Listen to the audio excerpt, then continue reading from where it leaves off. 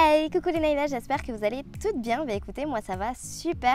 On est dimanche, il fait beau, il fait chaud, c'est hyper agréable.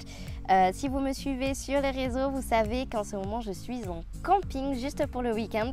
Je vous ai fait cette petite intro vendredi soir. Oui, c'est ça, on est vendredi soir. À force, avec le travail, tout ça, on ne sait même plus où on en est. Comme ça, on a tout programmé. On s'est dit que si on partait pas ce week-end, on partirait jamais. Donc du coup, allez, go! On a tellement de taf en ce moment qu'on est obligé de se forcer un petit peu à partir. Sinon, c'est la galère. C'est vrai que j'ai réfléchi, ça fait à peu près 3 ans qu'on n'est pas parti, même en week-end. Même un jour à la mer ou quoi, on n'est pas parti. Donc du coup, on en profite grave. Et du coup, oui, par rapport au boulot, tout ça, par rapport au Press on Nails, My Silly Nails, à mes formations, aux ongles, hein, bien sûr, parce que je continue quand même mon métier de prothésiste ongulaire, on va avoir énormément de taf cet été et c'est pour ça qu'on va passer à une vidéo par semaine. Ne vous inquiétez pas, on reprendra le rythme normal un peu plus tard. Si vous me suivez sur les réseaux, vous avez vu que je poste pas mal de nail art palmier en ce moment. C'est vraiment trop la mode de n'importe quelle couleur, que ce soit en noir, en fluo, en pastel, tout ça. C'est vraiment la folie en ce moment. Et vous avez été nombreuses à me dire: Céline, s'il te plaît, fais-nous un tuto palmier. Je n'y arrive pas. Alors oui, chose promise, chose due. Aujourd'hui, on va faire un tuto palmier. Et c'est vrai que franchement, c'est pas évident à faire les petites palmes là en haut. Il faut quand même que le gel soit assez opaque et qu'il se tienne super bien. J'avais essayé en semi et franchement, il était tellement liquide que ça bavait un petit peu partout et ça faisait pas hyper net. Donc voilà, n'hésitez pas à prendre, je sais pas, par exemple, sur Ongle Access, ça s'appelle les Draw and Go. Ils sont hyper opaques et un peu moins liquides que les autres, donc n'hésitez pas à le prendre pour le faire. Je trouve que c'est beaucoup plus simple. Si après cette vidéo vous n'arrivez toujours pas à faire les palmiers, n'hésitez pas à farfouiner un petit peu partout. Il y a plein de stickers, tout ça, avec des palmiers, des flamants roses, plein de choses pour l'été. Franchement, vous allez juste kiffer.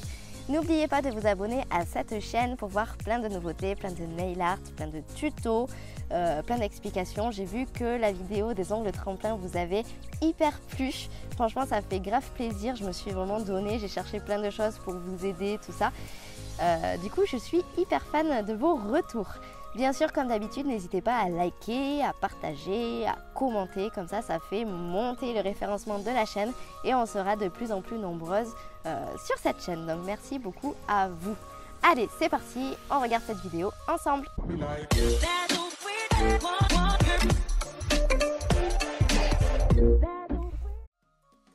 Allez, c'est parti, regardez, j'ai déjà matifié le Minnesota sur une capsule. Vous avez l'habitude de le voir dans mes vidéos.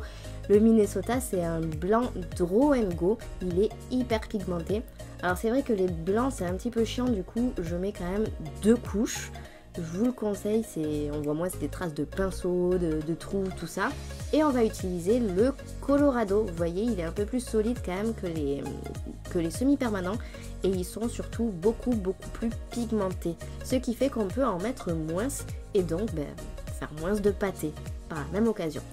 Donc vous voyez, j'ai utilisé un pinceau très fin et très long. Franchement, testez-le. Il est sur Amazon, hein, le lien se trouve dans la description. Il fait des miracles. Si vous avez un petit peu la tremblote ou quoi, je trouve que le fait d'utiliser un pinceau long aide beaucoup plus à ne pas trembler. Tout simplement à faire des traits beaucoup plus droits et beaucoup plus nets. Donc vous voyez, j'ai fait le tronc de l'arbre, assez long quand même, hein. C'est un long palmier, un très haut palmier, et on fait le centre des palmes. Voilà, tout d'abord c'est ça. Et ensuite, on fait le reste des palmes, regardez. Franchement, c'est vraiment tout simple. Limite, vous venez prendre la matière que vous avez déjà étalée pour faire votre centre. Et ensuite, vous faites des petits traits comme ça qui vont et qui vont n'importe où. Vous le voyez de toute façon, hein, vous regardez bien un palmier, vous voyez comment ça part et vous faites pareil. Pour ceux d'en haut, vous voyez, je viens faire la même courbe que le centre. Je trouve que c'est plus joli de faire comme ça. Et comme, vous voyez, hein, un palmier en général, les palmes du haut, ça va de chaque côté vers le bas. Donc du coup, vous voyez, je fais pas vers le haut, mais je fais juste vers le bas. Là, vous voyez par exemple la palme en bas à droite. Je fais aussi des petites feuilles vers le haut, mais pour ce duo, non. N'hésitez pas à me dire si vous le faites aussi en haut. Franchement, ça peut être aussi joli, je pense. À voir. Voilà, donc vous voyez, j'ai fait toutes mes palmes. Voilà. N'hésitez pas aussi à faire un côté un petit peu irrégulier, parce que je trouve vraiment que ça rapporte quelque chose de plus naturel au palmier. Voilà. On va faire un autre tronc.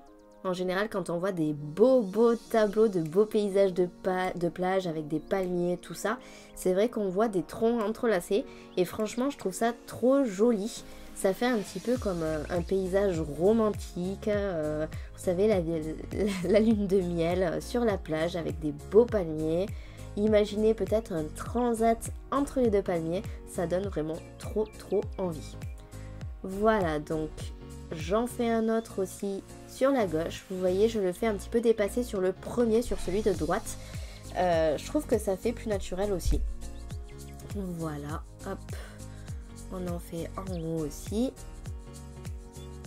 En général, c'est vrai que j'en fais pas un cinquième tout en haut parce que je trouve que ça fait chelou. Après, chacun ses goûts au final. Hein. S'il y a quelqu'un qui aime, n'hésitez pas à le faire ou en faire peut-être 6. Un plus petit, un plus grand.